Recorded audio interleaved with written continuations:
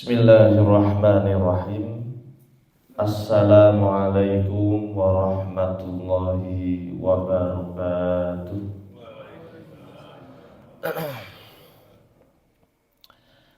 Alhamdulillah, alhamdulillahi rabbil alamin. Wassalatu wassalamu ala ashrafil anbiya'i wal mursalin, habibina wa syafi'ina Muhammadin sallallahu alaihi wasallam wa ala alihi wa ashabihi wa man sanna bisunnatihi ila yaumiddin. Qala Allah ta'ala fi kitabihil karim, a'udzu billahi minasy syaithanir rajim. Ya ayyuhalladzina amanu kutiba alaikumus syiyam kama kutiba alal ladzina min qablikum la'allakum tattaqun. Wa qala aidan inna akramakum 'indallahi atqakum. Shadaqallahul azim. Amma ba'du. Yang kami hormati segenap pimpinan ranting Muhammadiyah Aisyah, segenap jajaran takmir serta para alim, para sepuh, bapak ibu jamaah sholat subuh, jamaah kuliah subuh Masjid Darul Muttaqin yang insya Allah senantiasa dirahmati Allah Subhanahu wa ta'ala. Alhamdulillah, puji dan syukur tiada henti kita panjatkan kehadirat Allah Subhanahu wa ta'ala yang atas limpahan nikmatnya kita semua masih diberi nikmat teragung, nikmat iman Islam, bahkan masih diberi nikmat berjumpa dengan bulan yang penuh kemuliaan, yaitu bulan suci Ramadan 1446 Hijriah ini dalam keadaan sehat walafiat tanpa suatu kekurangan apapun. Selanjutnya sholawat beriring salam semoga senantiasa tercurah limpahkan kepada uswah hasanah kita, Nabi akhir zaman, baginda Nabi Muhammad sallallahu alaihi wasallam, yang syafaatnya senantiasa kita nanti-nantikan di yaumil qiyamah kelak, teriring doa semoga kita dan keluarga termasuk di dalamnya. Allahumma amin.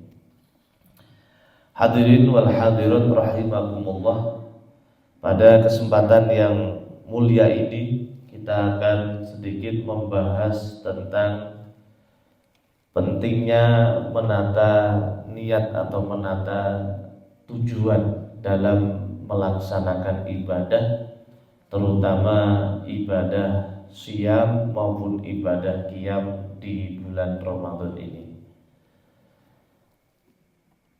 Mengapa menata niat atau menata tujuan itu sangatlah penting? Maka jawabannya tentu beragam. Salah satunya karena seseorang akan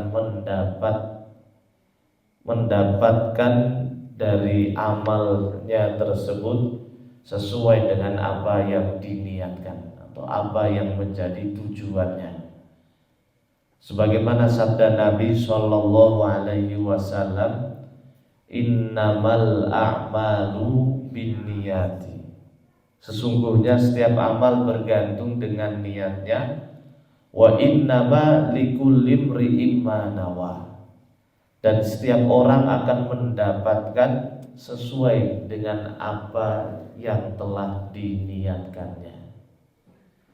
Sehingga Bapak Ibu sekalian, jangan heran ketika kaum muslimin seluruh dunia masuk ke dalam madrasah Ramadan, akan tetapi hasil dari pendidikan Ramadan ini berbeda-beda, atau hal yang didapatkan oleh kaum muslimin itu berbeda-beda.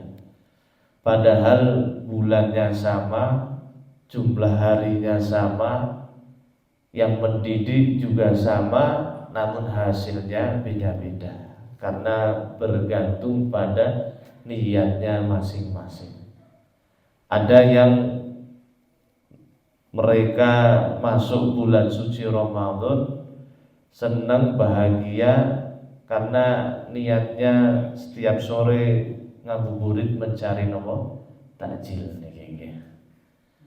Ada juga yang senang masuk bulan suci Ramadan karena setelah bulan Ramadan nanti hari raya Idul Fitri. Akan tetapi kita sebagai orang yang beriman hendaknya menata niat tujuan itu jauh lebih baik daripada itu.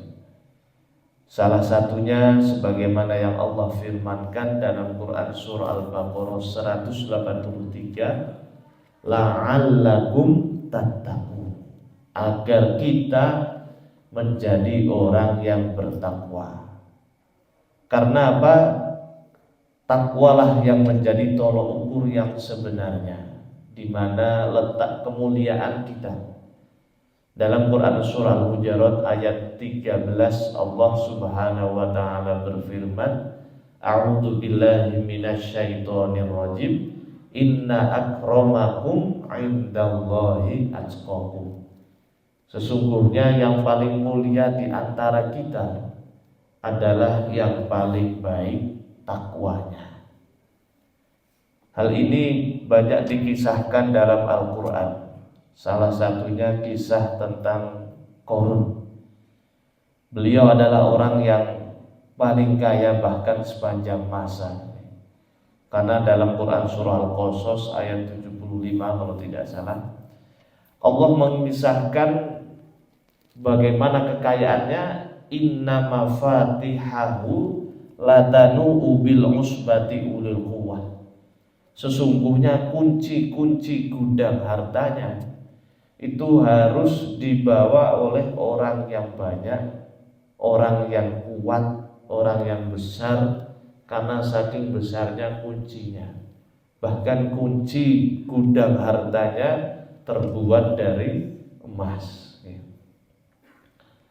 Akan tetapi harta yang melimpah tidak mendatangkan takwa pada dirinya, maka tidak mampu membawa kemuliaan yang sebenarnya, justru malah menyebabkan dirinya terhina sepanjang masa.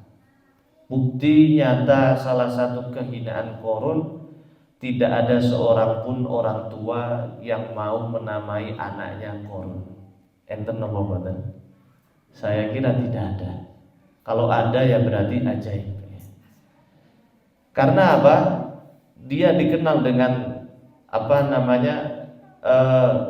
walaupun hartanya melimpah, akan tetapi tidak menyebabkan takwa sehingga menyebabkan dirinya malah terhina.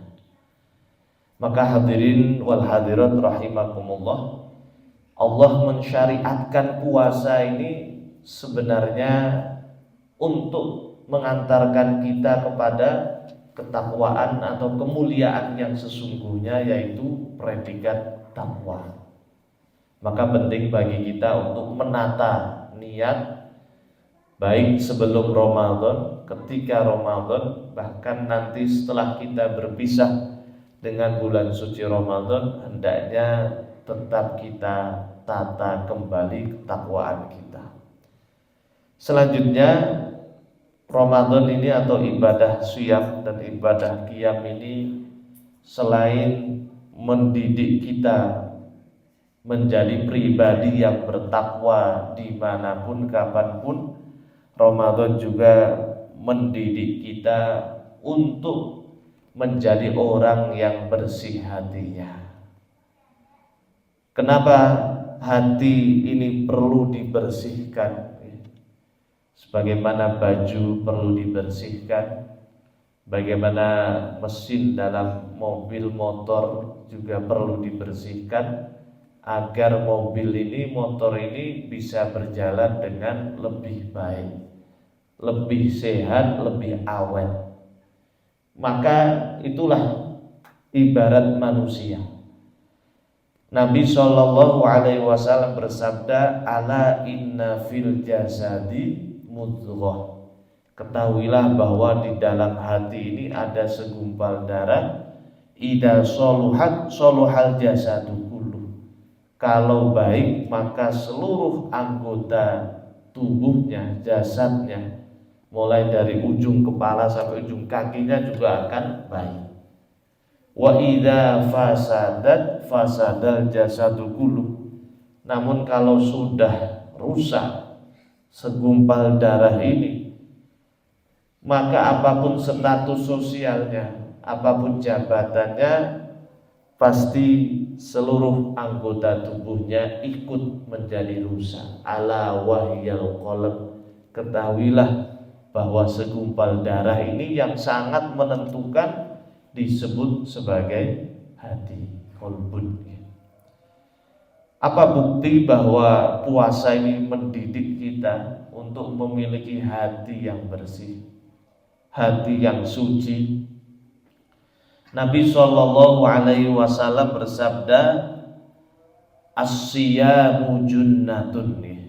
Puasa itu adalah perisai tameng, perisai bagi seorang mukmin baik di dunia maupun di akhirat. Perisai bagi seorang mukmin di dunia dari segala dosa, dari segala fitnah, dari segala penyakit hati, iri, dengki, dendam, sombong, atau dari segala dosa-dosa, kotoran-kotoran hati, yaitu dosa-dosa yang kita lakukan. Maka dalam hadis ini Nabi Shallallahu Alaihi Wasallam melanjutkan, ketika salah seorang dari kalian sedang berpuasa, insyabahu ahadun au qatalahu falyaqul inni shaim. Maka kalau seorang itu sedang puasa, kemudian diajak berkelahi, diajak berantem, diajak dicaci maki untuk dipancing emosinya, maka cukup jawab inni shaim, sesungguhnya aku sedang berpuasa. Kalau mau berantem nanti setelah nopo buka atau setelah tarawih mawon. Namun tidak, sebetulnya puasa mengajarkan kita menahan mengendalikan hati kita dari sifat-sifat madmumah, sifat-sifat tercela, sehingga kita keluar dari madrasah Ramadan masuk ke hari raya Idul Fitri betul-betul dalam keadaan hati yang suci. Kalau kita hitung bulan Ramadan ini dalam kalender Hijriah itu bulan yang ke-9. Dan kalau bayi dalam kandungan ibunya umur 9 bulan itu kan sebentar lagi akan lahir. Lahir dalam keadaan fitrah, suci. Maka dengan adanya ibadah siyam, ibadah qiyam ini, kita diharapkan terlahir kembali dalam keadaan suci dari penyakit hati maupun suci dari segala dosa. Nabi Shallallahu Alaihi Wasallam bersabda, man shoma Ramadhana imanan wahtisaban ghufira lahu ma taqaddama min dzambi. Barang siapa berpuasa Ramadan karena iman, maka ada syaratnya, harus atas dasar iman, bukan dasar ikut-ikutan, bukan dasar kegiatan tahunan, bukan dasar gengsi-gengsian. Akan tetapi kita melaksanakan ibadah siyam ini betul-betul dasar iman dan lillahi ta'ala, sehingga kita dalam ibadah siyam ini mau dilihat orang ataupun tidak, kita tetap menjaga rukun puasa dan juga menjaga adab-adab puasa itu sendiri. Wahtisaban, hanya mengharap pahala dari Allah, Maka boleh kalau kita puasa dengan harapan apa? Kita mendapat ampunan. Ghufira lahu ma taqaddama min dzambi. Kita puasa dengan harapan bisa mendapat rahmat Allah Subhanahu wa taala. Karena rahmat itu datangnya hanya dari Allah. Kemudian kita puasa niatnya ingin minta jaminan terbebas dari siksa api neraka. Maka boleh, karena yang berhak membebaskan seorang hamba dari siksa neraka hanya Allah. Maka kalau itu semua yang menjadi dasar puasa kita, ghufira lahu ma taqaddama, kita diampuni dosa-dosanya yang telah lalu. Berarti apa? Kita bersih dari segala dosa. Dan dosa ini adalah kotoran bagi hati.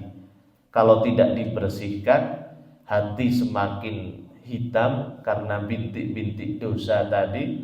Kalau sudah hitam akan menutupi hati, sehingga secantik setampan wajah seorang yang bercermin di depan cermin yang kotor, tidak akan nampak kecantikan dan kebaikannya. Maka orang yang hatinya kotor juga tidak akan pernah bisa melihat kebaikan dari suatu amal ibadah. Maka alhamdulillah, dengan ibadah puasa ini Allah ampuni dosa-dosa kita. Dan ampunan Allah tidak hanya di 10 hari pertama, namun ampunan Allah akan turun setiap hari selama kita berpuasa. Kemudian bahkan tidak hanya siangnya saja, karena hadis yang tadi ada lanjutannya, man qoma Ramadhana imanan, barang siapa yang menghidupkan malam Ramadan dengan ibadah karena iman dan mengharap pahala dari Allah, ghufira lahu ma taqaddama min dzambi, diampuni dosanya. Berarti setiap hari, setiap siang dan malam semuanya penuh ampunan. Kemudian yang terakhir, bahwa tujuan puasa selain menjaga, mensucikan hati, puasa juga mengajari kita menjadi orang yang bisa mengontrol hawa nafsu kita. Karena apa? Setiap hari kita selalu ada bisikan fa'alhamaha fujuraha wa taqwaha, bisikan keburukan maupun bisikan kebaikan. Kalau kita dalam keramaian, mungkin kita bisa saling mengingatkan satu sama lain.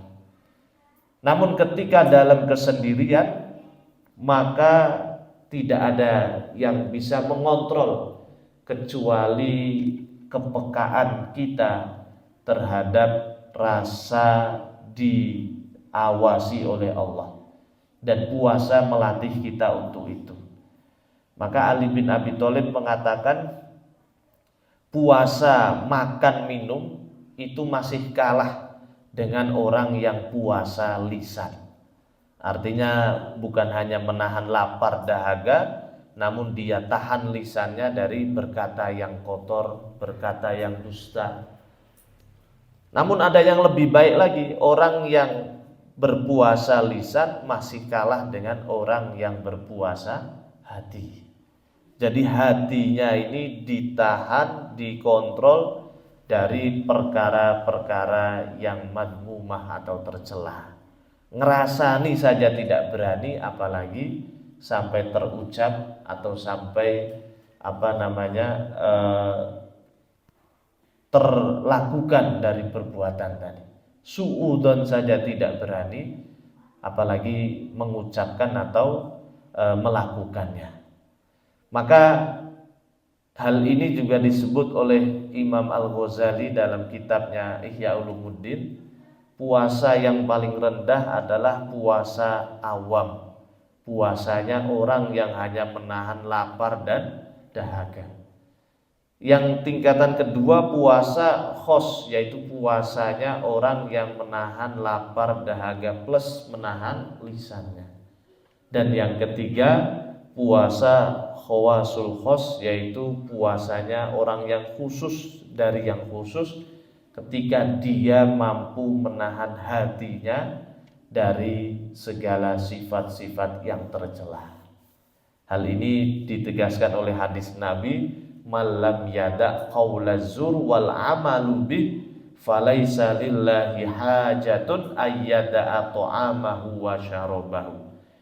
Barang siapa yang tidak menahan dari perkataan dusta atau perbuatan dusta. Perbuatan dusta itu kita meyakini semua nikmat Allah, contohnya ini dari Allah namun kita tidak mensyukurinya. Kita yakin Allah selalu melihat kita namun kita masih berani melakukan dosa. Ini berarti dusta perbuatan kita. Falaisa lillahi hajatun ayyada ta'amahu wa syarab, maka tidak ada perlunya bagi Allah atas orang tersebut menahan lapar dan dahaga. Maka hadirin wal hadirat rahimakumullah, mumpung masih di tanggal 6 Ramadan, mari kita selalu tata, selalu jaga.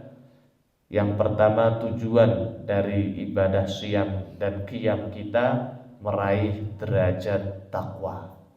Yang kedua adalah membersihkan hati kita sehingga masuk ke hari yang fitri betul-betul dalam suasana hati yang suci. Dan yang ketiga, tujuan kita adalah menjadi pribadi yang mampu mengontrol hawa nafsu kita sehingga tetap dalam batas-batas syariat Allah Subhanahu wa ta'ala. Saya kira itu yang bisa kami sampaikan dari awal sampai akhir. Apabila ada kata sikap yang kurang berkenan, kami mohon maaf sebesar-besarnya. Usikum wa iyaya nafsi bitaqwallah faqad fazal muttaqun wa billahi taufiq wal hidayah. Wassalamu alaikum warahmatullahi wabarakatuh.